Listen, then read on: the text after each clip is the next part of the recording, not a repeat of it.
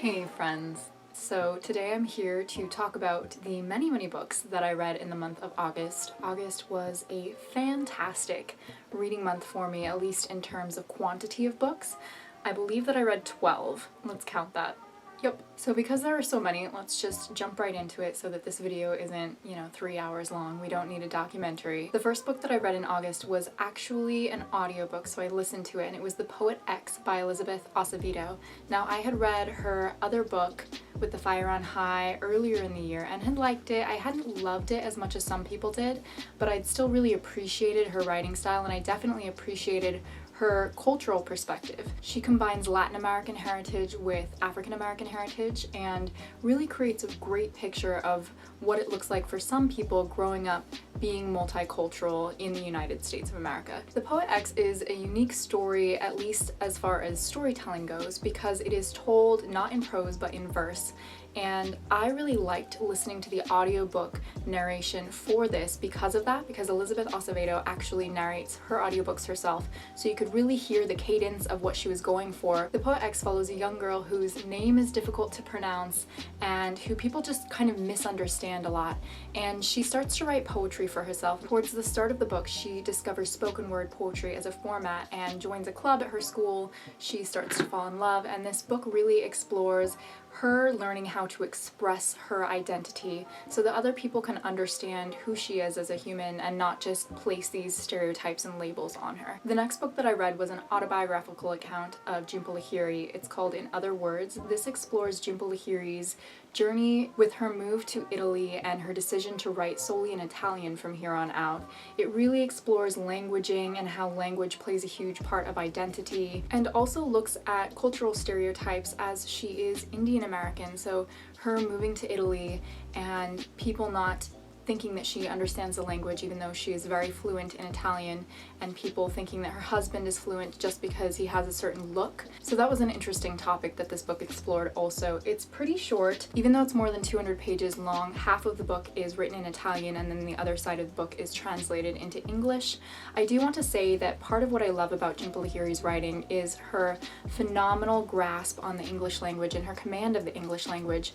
And because she has changed to writing in Italian, her sentences and even the way that she conceptualizes ideas and translates those for us are much more simplistic, and so I feel like it takes away something from her writing. I wholeheartedly respect her for what she's doing, and I think it's fascinating, and I was happy to read about it, but it just didn't have that same level of excellence that most of her work, at least when it's written in English, tends to. Next up we have another audiobook, and that is The Winter's Promise by Christelle Dabos. This book is a very unconventional take on fantasy. It was originally written in French and then translated into English, and again, with translations, it's difficult to convey both the meaning of the words and the lyricism of the words or the cadence of the words, and so I feel like there was a little bit of a disconnect for me there.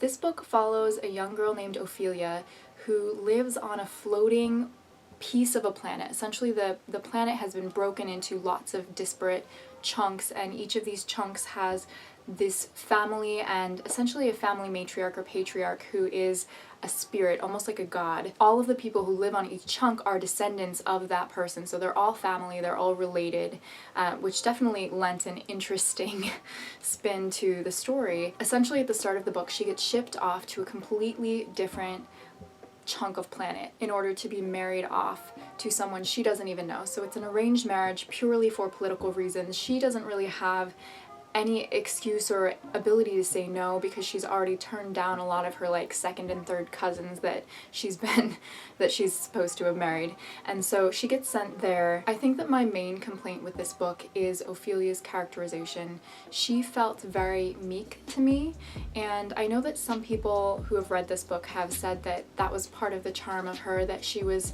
still a strong character without being stereotypically strong or badass or sticking up for herself, but I found that it just made her kind of wimpy, and that's definitely my own opinion, and so feel free to disagree with me, but for that I gave this book about a 3 out of 5 stars. I did love the kind of castle in the sky feel to the world though. That was really fascinating. After that I finished And I Darkened by Kirsten White. This is a gender bend retelling of Vlad the Impaler, and so our main character Lada is this very brutal, very intense young woman who is essentially sent away at the start of the book when she's a young girl to be political fodder. Like she's kind of insurance for the main political figures to make sure that her father, who is in charge of this smaller chunk of land, will do what they say. And she's not okay with anybody using her, so she decides to just become this incredible warrior, but she's also very heartless about it. She doesn't have a lot of compassion, and it was interesting to read from a character who lacked that empathy. There were court politics in this, especially because her brother Radu was much more politically inclined, much more of like a social appeaser, and he knew how to work around things, whereas she was always very direct, very confrontational. Overall, I thought that this gave me a really great historical background of the Byzantine Empire and some of the conflicts politically that were going on during this time period, and I really did like seeing Lada as a female character because it really makes you think about how we perceive people based upon their assigned gender or sex. If this was a male character, would it be shocking? Probably not so much. So I think that always lends itself well to a good discussion. After that, I picked up a poetry collection called Helium by Rudy Francisco. This is a very short collection of poems that were initially intended to be spoken word poetry. So again, with the spoken word theme here running through my life. But I listened to one of his poems online called Rifle, and I found it very, very compelling. I started tearing up, and so I decided that I wanted to support him and buy his poetry collection. I definitely didn't like reading his poems so much as listening to him speak them, because I think there is a power in the vocalization of these words and the way that he can infuse emotion and impart meaning based upon the rhythms of his voice and his intonations. So I definitely think that he's a better performer, or at least the poems are better performed than read. That being said, these poems were themed around love, heartbreak, racism, violence, and ultimately resilience, and so I think that there is a lot to be learned from reading a collection like this. After that was another audiobook, and this one was The 5-Second Rule by Mel Robbins. I listened to this because I had heard a couple of podcast speakers talk about this book and how powerful this rule is, basically going 5, 4, 3, 2, 1, go, and then doing whatever the thing is that you know you need to do but that you perhaps don't actually want to do. And I found that to be a really interesting idea, and so I wanted to delve deeper into this concept by reading the book.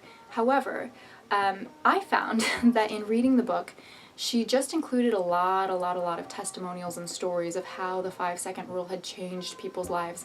And I felt like you could get just as clear of a picture of how to use this rule by listening to a 20-minute podcast about it.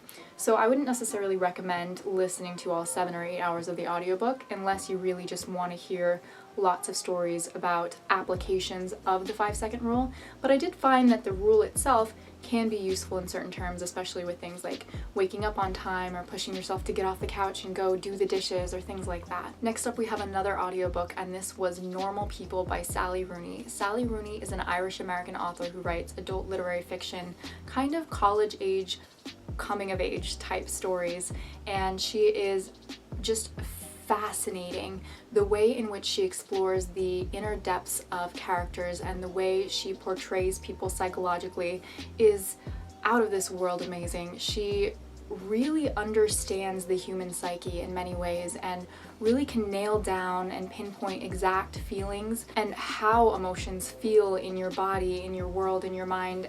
Instead of just saying that someone felt sad, she really portrayed the feeling and made you feel it too. So her books are books that really create a lot of like visceral empathy, at least for me. I did do a full review of Normal People on the channel, so I'll link that down below. I would definitely recommend listening to that review if you're more interested in some of the themes of the book. But ultimately it's about these two young people who are struggling to figure out if they are going to be okay, if they're normal enough to be okay, or if they're too far gone. And it was really impactful, so I would definitely recommend reading this book, like 4.5 out of 5 stars. Even though I think the star system is kind of whack, I still would give this very, very, very high marks. I think she's a fantastic author. After that, I read an art book called Pop Painting by Camilla D'Errico. I actually really love Camilla D'Errico's work. She does pop surrealism, and Seeing her process was just fascinating. I think my favorite part, though, of this book was the fact that it just includes so many full color images of her work, just so many, and that was my favorite part. Like, it was less about reading the book and more about looking at the pretty pictures. But I found her style to be very conversational, and she also included a lot of technical details about how to use specific types of paint to create this genre of art. Overall, if you're interested in pop surrealism as a form, or if you want some tips on how to paint, I think this is a great book. If you like looking at pretty pictures, it's also a great book. After that, I read Emergency Contact by Mary H.K. Choi. Initially, what drew me to this book is the cover, because it's this pastel pink with lots of black and white and then that like shimmery title, and I thought it was gorgeous. I have heard people talk about this in a not super great way, but I decided to give it a go anyway because it sounded like something that I like. It's blurbed by Rainbow Rowell, who I adore, and so I decided to give it a go. This book is about two characters, Penny and Sam, who are both college age and trying to figure out how to live in the world and how to be happy. They develop this friendship via text where they text each other all the time, and so I really appreciated the incorporation of technology into the story, because so often books just completely forget that technology is a huge part of most people's lives, especially people of this age demographic. Anyhow, I love that it followed characters that were in college, and so it just kind of brought the level up a little bit for me versus reading a YA book where the characters are in high school, and it made it a little bit more relatable. I found this book to be very endearing. The only complaint that I had is that it's told from two perspectives, both Penny and Sam's perspective, and I felt like their voices were very similar. Like, their voice was the author's voice, which I liked. I liked the way in which she wrote, but also, you know, it was sometimes kind of hard to tell who we were listening to. Like, if it wasn't for knowing their situations and what was happening in the story, it would be difficult to differentiate between Sam's voice and Penny's voice. Otherwise, I really did enjoy this story, and I found it to be quite adorable. After that, I decided to listen to a cheesy adult romance novel because I thought it would be kind of like watching a rom-com, and you know, it wasn't as satisfying as watching a rom-com. I listened to My Favorite Half Nightstand by Christina Lauren. Christina Lauren is a two-author duo pair, wow, that was redundant, who works together to create all of these romance books for adults. They're kind of like women's fiction, if you will. And you know, that's a topic for another video, discussing titles like women's fiction and how offensive that can be. But this story follows these professors, and I really liked that aspect because I myself am completely entrenched in academia at the moment, and I really like hearing that perspective, and, you know, do someday want to teach university classes, and so I liked seeing that aspect of the story. They were both very intelligent characters, and there was like a cast of male friends that were really fun too. At the start of this book, all of the friends realize that none of them have dates for commencement, which is coming up in a few months, and they want to, I don't know why, but they just become obsessed with the idea of taking dates to commencement. Our main female character is really in love with the main male character, but they don't admit it to each other because they're such close friends, so they all decide to get on social media dating apps and try to find dates that way. One trope that I particularly liked with this book was the mistaken identity trope, where somebody is concealing who they actually are to the other person, but it kind of lends itself to a lot of facepalm moments where you're like, man, honesty. Overall, I didn't really end up loving it and don't know if I'll pick up any more of their work in the future. The next book that I read was a departure from that. Is a YA fantasy book, a standalone, called Sorcery of Thorns by Margaret Rogerson. Now, I did read Margaret Rogerson's Enchantment of Ravens. Didn't love it, but I really loved the autumnal feel of it, and I loved the idea of it. I just felt that perhaps it would have been better had it been expanded into multiple books. With this one, our main character's name is Elizabeth, and she is training to become a warden of the library. So in this world, the libraries are very important, and they house these books that essentially have souls. Some of the books are higher classes, so they're more dangerous. They basically have information that, if released, would pose dangerous to the community, the world at large. And so there are wardens who protect these books and make sure that they don't escape. At the start of the story, some of these books start escaping, and Elizabeth goes on a quest to try to figure out who it is that is releasing these dangerous books into the world. One thing that I want to talk about with this book is that she develops a romantic relationship with a sorcerer who is a few years older than she. And what I want to point out is that to me, what really brought this book down from a good book to like a subpar book is that her voice felt very young. I would not have been surprised had this been a middle grade book just by listening to the protagonist's thoughts and listening to her speak. Whereas the sorcerer and his quips and the way in which he conducted himself seemed a lot older, like he could be in a new adult book or an adult character in an adult book.